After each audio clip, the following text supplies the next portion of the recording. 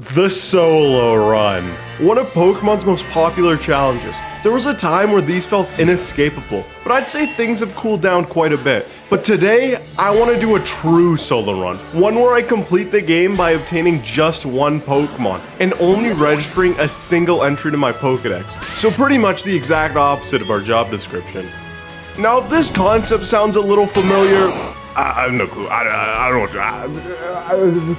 The biggest obstacle to this challenge are those HMs. In the first two generations, this was impossible.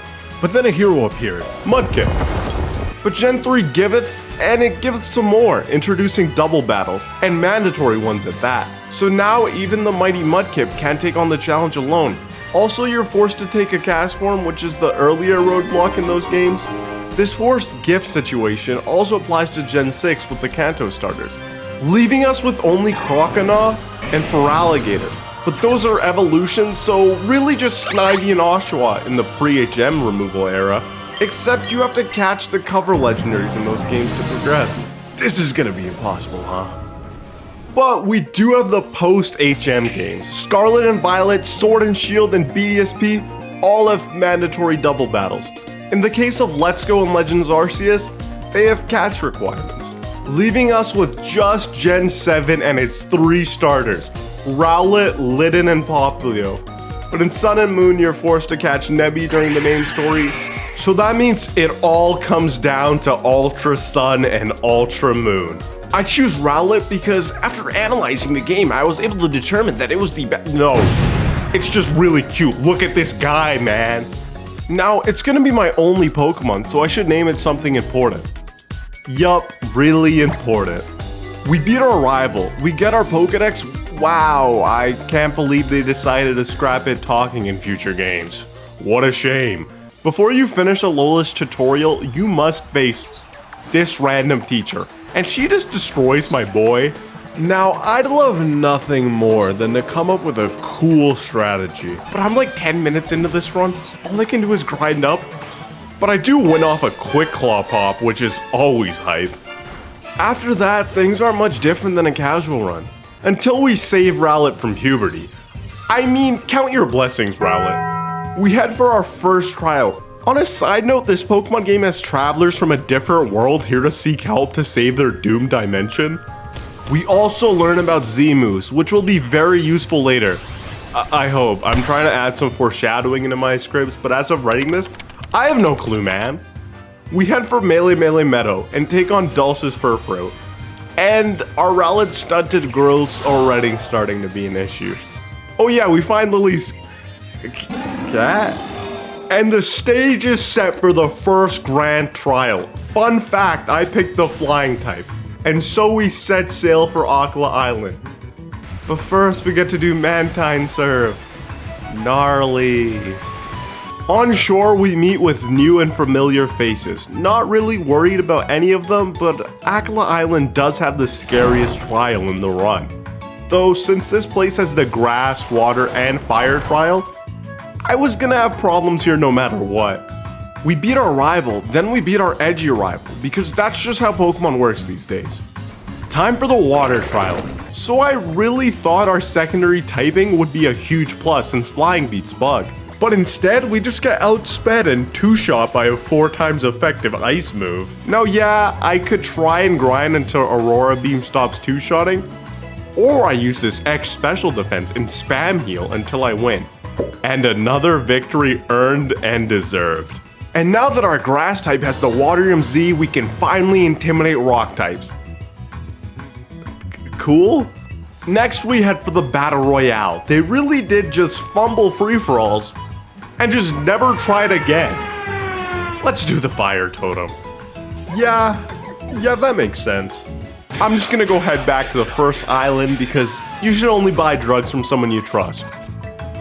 I assume. Now, I'd love nothing more than to come up with a cool strategy. But really, I just had to grind up to level 40, and still, even with that, I had to get lucky just to sneak out a win. I needed to one-shot Marowak, because if they both hit me with fire moves, I can't heal back up, because Hyper Potions aren't available yet. But we get through it, nonetheless. I can say without a shadow of a doubt, Sun and Moon are better than the Ultra games. I used to make damn sure I never hit the Festival Plaza button in those games. But here, I feel like I've been abducted and put into a cage for some freak show. Oh yeah, Grass Trial was easy. So on to the second kahuna. Yeah, so Grass beats Rock. Truly, that battle... Don't say rock, don't say rock, don't say rock, was cool. After that, we head to the billion-dollar organization's man-made island. Man, I wonder who the bad guys are. Sun and Moon have a pretty good story, but Ultra Sun and Moon, not so much. Despite the fact this game still has so much dialogue to mash through, it really hurts the replay value of these games. Despite it being a really good Pokemon game, I can see why so little challenge runs are done on it comparative to the other games. Well, time to head for the third island. Oh, How. You sure do love Malasadas. We battle How, we beat How. We are over leveled. But I think somewhere on this island, the opposing Pokemon will catch up to Rowlet. We stop some Team Skull Grunts from their heinous crimes, like loitering, and take the bus to Hockalani Observatory. I love that the big rat just breaks in. Just immaculate Gen 5 vibes. So, Togedemaru resists both our stabs. I can't do much to them, and they can't do much to me, but only one of us has items. Just like real life, the winners have money, and the losers don't. How am I here again? We meet up with Kukui, but we run into Guzma, and I lose because Masquerain just one-shots me? So naturally on the run back, I use my first ever Z move on it, just to flex. I knew Z moves would be useful. On the way to our next battle, we get some edgy exposition on how we shouldn't judge a book by its cover. And then we do a little mischievous breaking and entering into an orphanage. On our way out, we see some... Riz. On our way to the ghost trial. Inside, we take care of the gasoline line pretty easily, honestly, and face off against Totem Mimikyu. I break the disguise, then hit it with a supersonic strike, but ultimately we lose to Curse. Yeah, I can't really switch out. But Mimikyu, ghosts can't use drugs, so cherish what you have before it's gone. We go back to the Aether House and beat up Plumeria, but Random Girl's young goose has already been kidnapped. Drats! What a shame, if only... Okay, I'll go help. Also, this Grimsley cutscene is really stupid. If you pick neither, like he says, he was gonna get his Skarmory to scoop it up. So that means I'm correct. But like he didn't. For what purpose did they need to make that an option? Because we all know Game Freak's not anime. So naturally, it's time to head to the slums and engage in a little gang warfare with the boys. We make our way to the gates, and it's over. We need 2 Pokemon to enter. It's impossible to beat this game with just 1 Pokemon in your decks, which means it's impossible to beat every Pokemon game with just 1 Pokemon in your decks. I'm sorry if that felt unceremonious, but I genuinely didn't know this going into this video. Now this could be a sad, sad ending to the video. But I did not grind that Rowlet to stop this halfway through, because there's kind of a way out of this conundrum. Or maybe I should say 2 ways. You might immediately think of something like trading, but you need 2 Pokemon to trade. And even if I tried to bend the rules a little by trading an egg, which wouldn't take up a dex entry, that still wouldn't work. So all that's left are Pokemon Bank and Pokemon Home. I'll set Ultra Sun to the side and pull out my copy of Old Reliable. Time to play the 45-minute tutorial again. We get our second Rowlet, catch a useless Mon, and put our second Rowlet in the box. Put him in home, and finally, I can beat these grunts. Now, was this cheating? Yeah, of course it was. I'm not happy about this either, but the show must go on. And also, I didn't want to scrap this video. We gotta let go of our mistakes and continue onward. God, I hope we don't need to pull the second Rowlet out again. We head for Team Skull's hideout. Time to take on the big bad villain of the game, Guzma. Let this be a lesson. Catch your own damn Route 1 Pokemon. Unfortunately for Guzma, Mono Bug type, I mean, come on. Oh, so we lose. To Masquerain again. So on the run back, I planned my drug use out accordingly. And I guess we're gonna trust that this abducted Yungoos just knows its way home. Good luck, little man. For all my troubles, I get to transfer a Z crystal from his useless pile to my mostly useless pile. So I guess we're doing some meanwhile. Lily's been kidnapped, so let's have the worst reason for a battle in the entire series. Dude just blacked out and had a full Pokemon battle, which is honestly me when I try to play Showdown. We pick up the win pretty painlessly, and it's time to head for the Aether Foundation. We make our way through the Aether Grunts. I say that like it was painless, I white out a lot. We beat Faba, go downstairs, go upstairs, beat Faba again, and now we're fighting Guzma for the last time. It goes pretty similarly to last time. It's almost like that battle just happened. We head further in and face off with Lusamine. She goes on about her plans, how she's gonna use the ultra-powerful world-ending monster for their own means. Yeah, I'm playing a Pokemon game. Let's just battle, we win, but it doesn't really amount to anything. She just still hops through the ultra wormhole as she had intended, which I mean fair. Why do the hands look so bad in this game? Let's make way for the fourth and final island in hopes of awakening the legendary Pokemon. We make our way through the ruins and walk into Hapu's ceremony, who I haven't mentioned yet, but she really hasn't done anything, so... Well, now she's Pony Island's kahuna, granting her the ability to grant us the ability to head to the altar of the sun. We're stopped by Team Skull's last stand, but these guys are the joke villains, and I definitely didn't white out against these guys. We head further and fight the blue guy one last time, and my god, this battle sucks. How can this little thing be this bulky? We make our way through regardless to the next trial. At this point, every battle involves at least one whiteout. I was really blessed with a Scizor on the first attempt of the trial, but after that I kept seeing Noivern. So time to go battle some trainers I skipped. After some power leveling... Oh, okay, he got one shot? Well, he's not the important dragon anyways. Time to play this flute. Finally, the time I spent in band classes as the fine arts kids got to play kickball is starting to pay off.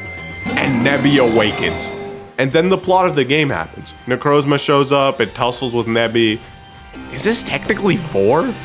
Well, I guess it's not that weird. It is a cat. Two worlds start to collide from the inside, so I gotta fight for what's right before it beats my, well, I guess I lost. Like, obviously on purpose. I didn't want to hurt Nebby for no reason, you know? Love that little rascal. Losing the battle does not bode well for the near future. So let's head for Ultra Megalopolis. Well, you see, my 3DS is gyros, it's acting up, I dropped it in my toilet, but luckily we can turn those off. Now let's beat them on the full teams of 6 Fear. Attempt 1, get one shot by Power Gem. Attempt 2, I'm gonna use an X special defense, and... Okay. Now, Ultra Sun has the power of friendship, which gives us a chance to dodge moves and to survive on 1 HP occasionally. We survived 2 extra turns, and this is how much damage we dealt. So I leave and get up to level 80, where I'm still getting stomped. I need to use all of my Pokemon knowledge to think up a way to win. So I heal spam to PP stall until he runs out of Power Gem. Now, was stalling out 20 Power Gems where any one of them could be a game-ending crit hard? No, I mean, it was kind of stressful, but like, heal spamming isn't hard. We get up to +6 and launch a Black Hole Eclipse, defeated by the very Z crystals it created. How poetic. I probably should have mentioned that earlier in the script that it made those. We can reject the gift Poipole, which I was supposed to make fake tension about this, but the run's already tarnished, so let's just move on. Time to finish up the last island. The last trial takes us around the region until finally we come back to face the Totem Rabombi we one-shotted. The trial captain battles beforehand were honestly much more challenging. Time to wrap up the island challenge. Just one obstacle remains, the final Kahuna battle. Okay, it's over. Let's go to the Pokemon League. We beat up Gladion and make our way up. me and Rowlet prep ourselves for our last obstacle. We're ready to take on the league. Well, I say that, but our item situation is really bad. I'm gonna have to manage my resources pretty effectively. I only have a handful of each item. Also, I still have the same old moveset, but I will be switching up my Z move accordingly. I decided to take on Olivia first. I challenged her because she's the only member we're super effective against. But it is even since she's super effective against us. But with Leaf Blade's increased crit rate coinciding with the friendship boost crits get, we are an unstoppable force. But we're met with the immovable object that is sturdy. But I planned ahead by popping an X special defense earlier, meaning this goofy guy can't hurt me. So we get past the first member. Next, Acerola, since she's the only one we don't have a distinct disadvantage against. The challenge of this one is that Frostlass and its 4 times super effective priority move. And I started to sweat a little when my X defend was responded to by a Screech. But luckily it stopped doing that after the first turn. We take it down, out comes Frostlass, but we have a super effective priority move of our own. We take it down with no issue, 2 down, 2 to go. Alright, Kahili, I tank a Brave Bird, do some math to see if I can survive the second. After an X defend, I thought I would, but I couldn't. Or well, at least I shouldn't have. She also mixed me with a mixed bravery set. It goes down, but not before it gets off a scary face. And all I have is 2 X speeds and 2 battles left. I guess we just have to win with my slow bird. It all comes down to a 50-50 confusion hit chance. And we just squeak out the win. Another victory earned and deserved. On to probably the least battled Elite Four member in the series. I feel like that's statistically true as of recording. Now he leads off with Klefki. And it's not very threatening to say the least. So yeah, I get the freest setup of my life. And thanks to that, even Bisharp's typing of hell can't even stop us from reaching the end of our journey. The Champion's Chamber. There's just one battle between us and victory. Looks like Hao finally has his chance to get back at me for putting him in Elite Four tier in my video. We set up. Oh god, why did he crit? But we have plot armor. And like that we make our way through each and every one of his party members and answer the big old question. Can you beat Pokemon with just one Pokédex entry? No, but yes, but sorta if you want to count it. I don't know, it's up to you. And isn't that exactly the conclusive answer we all wanted?